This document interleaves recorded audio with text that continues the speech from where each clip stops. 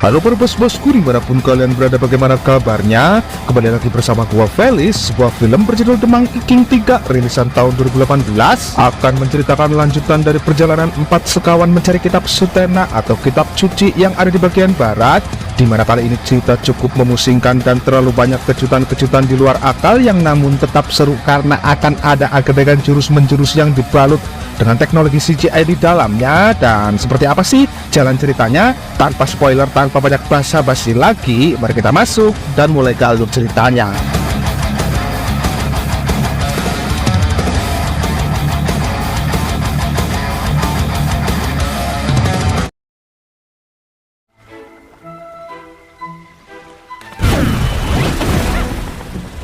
Melanjutkan cerita dari perjalanan Biksu Tong dan murid-muridnya mencari kitab suci di barat. Kisah kali ini diawali dengan diperlihatkannya mereka yang baru saja sampai di sebuah wilayah perairan yang diapit hutan dan pegunungan, di mana entah kenapa Patkai di sini mencium adanya hawa siluman yang kuat, yang ternyata emang benar perairan ini dikuasai oleh siluman ikan besar. Dan Patkai di sini minta izin untuk lewat, yang tapi siluman ikan malah melarang, yang sontak membuat Wukong kesal dan Wukong malah menantang dengan tetap melanjutkan perjalanan. Melihat kesombongan Wukong, siluman ikan langsung emosi dan berevolusi untuk melakukan serangan, dan terjadilah pertarungan besar di antara mereka. Dan meskipun berempat, nyatanya mereka tetap kesulitan sampai beruntung muncullah Buddha Rulai yang menolong, dan Buddha Rulai mengirim mereka ke wilayah lain melalui sebuah portal, yang tapi mereka harus berusaha selamat karena mereka berada dalam posisi yang cukup curam, yang itu sangat membuat mereka kerepotan.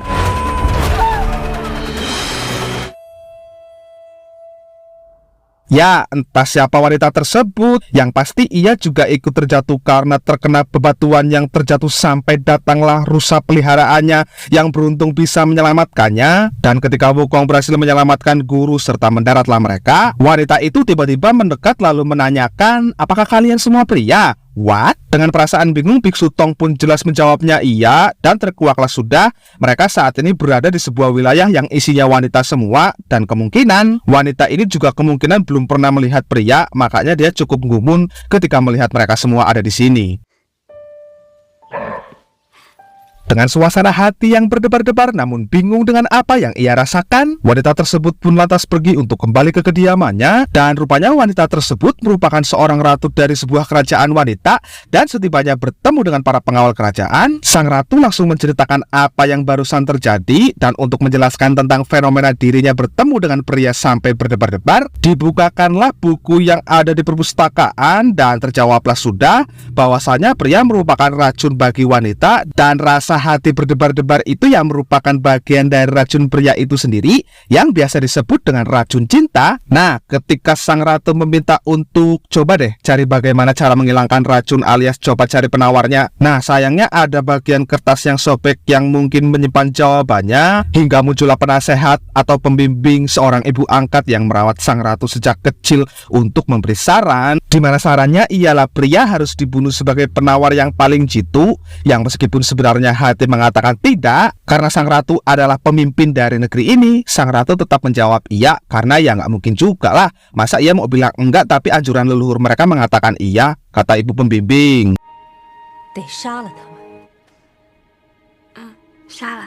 Di lain tempat, mereka baru sadar ternyata Patkai telah menghilang entah kemana, dan ternyata dia di sini sedang asik ngintipin ciwi-ciwi yang tengah mandi, dan mulai tebar pesonalah ia dengan berubah bentuk jadi yang sosok gagah. Dan tapi yang terjadi, Patkai justru dijambak, ditangkap, dan teman-temannya pun juga ikutan ditangkap lalu dibawa ke kerajaan untuk dibunuh karena melanggar aturan telah menjadi seorang pria. Lah,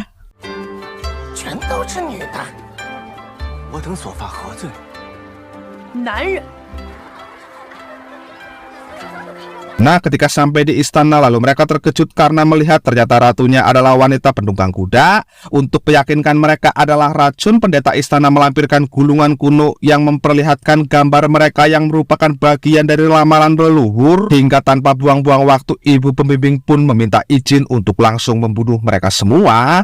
Nah, tapi karena sejatinya sang ratu telah jatuh cinta pada Biksu Tong, sang ratu di sini berdalih menunda dengan akan menginterogasi mereka terlebih dahulu di dalam penjara. Dan mendengar itu, sang ibu pembimbing pun terpaksa menundanya karena ia jelas tidak berani untuk menentang perintah sang ratu.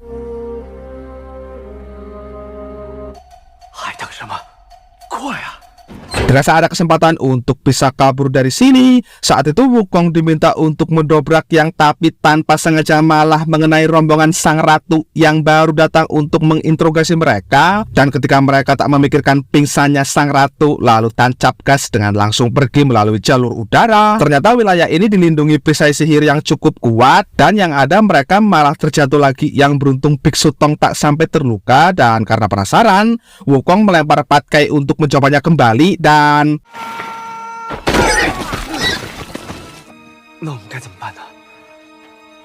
untuk sementara waktu, agar tidak dicurigai, mereka pun bergegas kembali ke dalam penjara. Dan begitu sadar, sang ratu langsung mulai sesi interogasi. Yang inti daripada interogasinya sendiri ialah sang ratu ingin mencari jawaban tentang rasa deg-degannya. Dan sang ratu juga ingin bertanya apakah Biksu Tong sama seperti pria yang menyakiti leluhur mereka atau beda.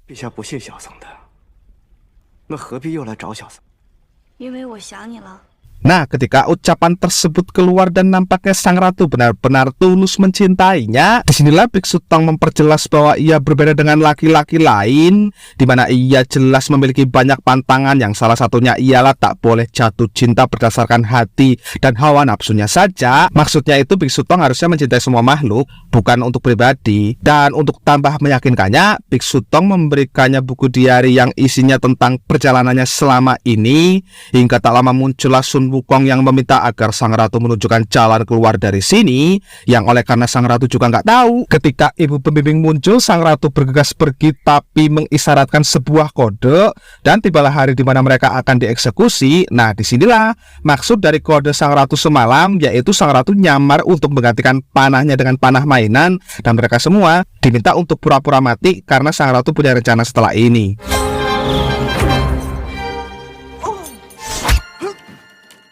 Ketika anak panah tertancap tepat di dadanya Biksu Tong, karena Biksu Tong tak bisa berbohong, Adiksa terpaksa membuatnya pingsan. Dan selanjutnya tiba giliran Wukong, dan Wukong di sini malah membuat drama dengan menunjukkan bayangan arwahnya. Lantas sekarang tiba giliran Patkai yang terakhir, di mana ibu pembimbing meminta untuk anak panahnya diganti, sebab menurutnya menjadi pria itu kan merupakan pelanggaran berat. Nah, kalau jadi pria jelek itu makin berat lagi pelanggarannya, dan itu akan sangat sensi jika ibu ini mengucapkannya di negara Indonesia.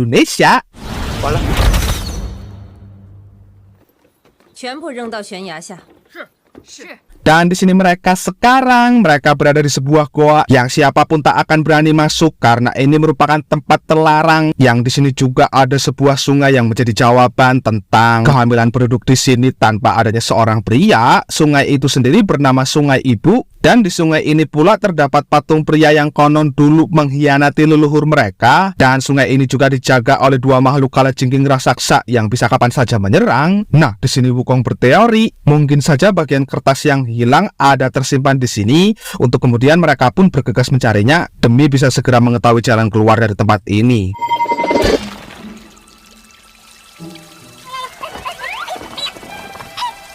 Ya, benar saja. Bagian kertas yang hilang ternyata bersembunyi di kepala patung tersebut. Dan ternyata kertas tersebut merupakan seekor siluman. Dan tanpa pikir panjang, mereka segera mengejarnya. Yang oleh karena dalam keadaan terdesak, siluman kertas itu pun lantas meminta bantuan ke kalajengking. Dan terjadilah pertarungan besar di antara mereka.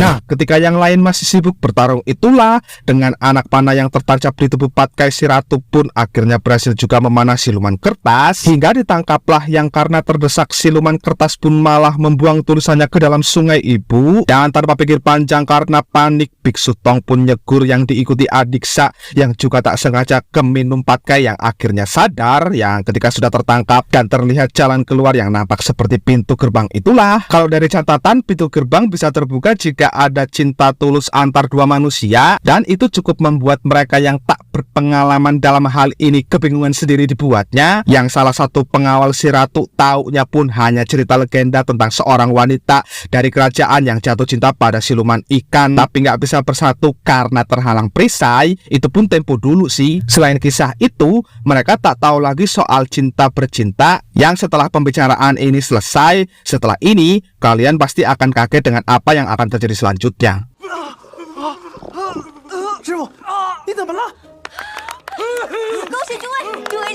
Ya, kejadian melawan kodrat Tuhan alias hamilnya Biksu Tong, Patkai dan adik salah yang dimaksud. Dan itu bisa terjadi karena mereka meminum air yang jelas-jelas dipakai penduduk sini untuk bisa hamil. Dan dalam keadaan bingung ini, mengatakan bagaimana cara menghilangkannya, sang ratu menjawab ada sebuah air penggugur yang dimiliki oleh seorang wanita di goa seberang. Untuk kemudian tanpa buang-buang waktu, Wukong pun bergegas pergi untuk bisa mendapatkan airnya. Nah, inilah wanita yang dimaksud itu. Wanita ini mengatakan bahwa air yang diminta Wukong ialah air matanya, yang otomatis Wukong harus membuatnya menangis. Lantas dengan cara menceritakan perjalanan mengambil kitab suci yang perih, Wukong pun akhirnya berhasil juga mendapatkan airnya. Tapi begitu kembali, mereka bertiga yang hamil itu malah enggan menggugurkan karena katanya kasihan. Sehingga kalau sudah begini jadinya, Wukong terpaksa menggunakan sihirnya untuk memaksa mereka meminum. Karena menurut Wukong, mencari kitab suci lebih penting dari segalanya, karena mencari kitab suci itu merupakan anjuran dari Buddha ketimbang harus ngurusin hal yang tidak masuk akal seperti ini yang melawan kodrat hukum alam dari Tuhan. Pertanyaannya sih cuma satu sebenarnya, bayinya itu keluar dari mana?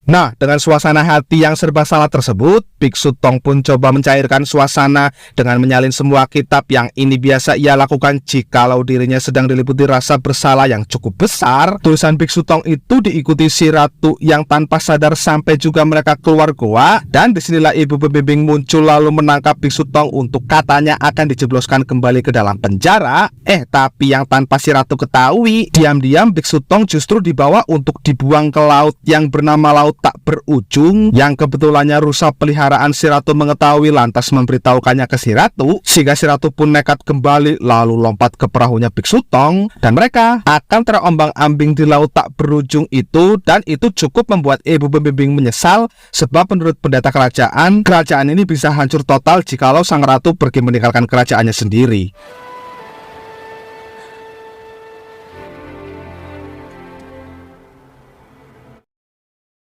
Dan karena tak punya pilihan lain selain minta tolong, si ibu pun dengan cepat mengabarkan hal itu ke Wukong.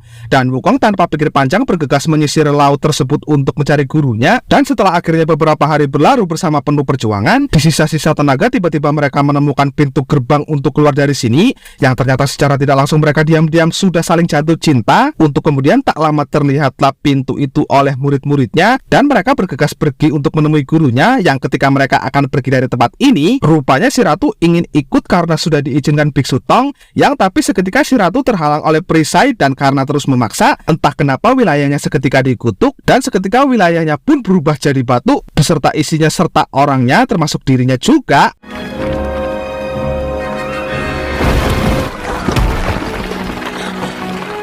Nah, setelah Biksu Tong menolongnya yang membuat semua kembali utuh, tapi si ratu dalam kondisi tak sadarkan diri.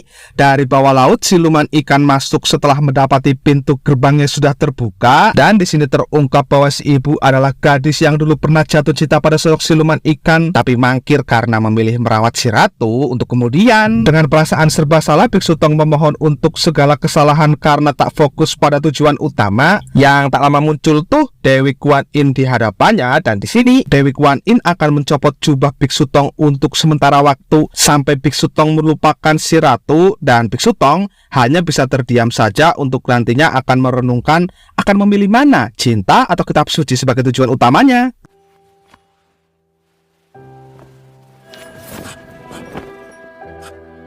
Bersamaan dengan itu, di istana sendiri saat ini masih diadakan ritual untuk kesembuhan sang ratu. Dan terlihat jelas semua warga cukup cemas dengan kondisi sang ratu, tak terkecuali dengan Biksu Tong yang harus memilih antara hati atau keselamatan makhluk yang ada di dunia ini. Nah, di sela-sela sang ratu yang akhirnya siuman itulah muncul siluman ikan yang ingin membawa ibu pembimbing karena masih memiliki perasaan yang sama. Yang tapi di sini si ibu menolak karena lebih memilih sang ratu yang sudah siuman, sehingga karena saking kesalnya, siluman ikan itu pun langsung berevolusi. Dan dengan kekuatannya saat itu siluman ikan dengan cepat bergegas menghancurkan semua istana.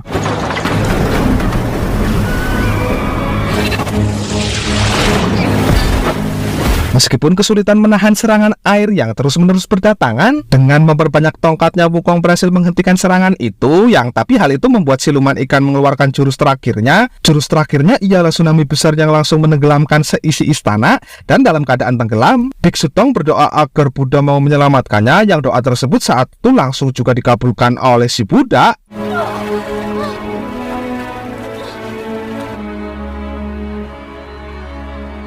Nah, atas apa yang telah diperbuat, siluman ikan terpaksa dilenyapkan dan hanya menyisakan bola ruhnya saja yang akan Biksu Tong bimbing jika sudah sampai di barat nanti, yang setelahnya pada akhirnya si ratu pun ikhlas. Begitu juga dengan Biksu Tong yang hatinya kembali pada tujuan awal, yaitu mencari kitab suci di barat.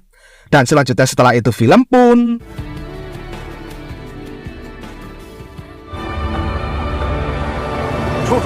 tamat.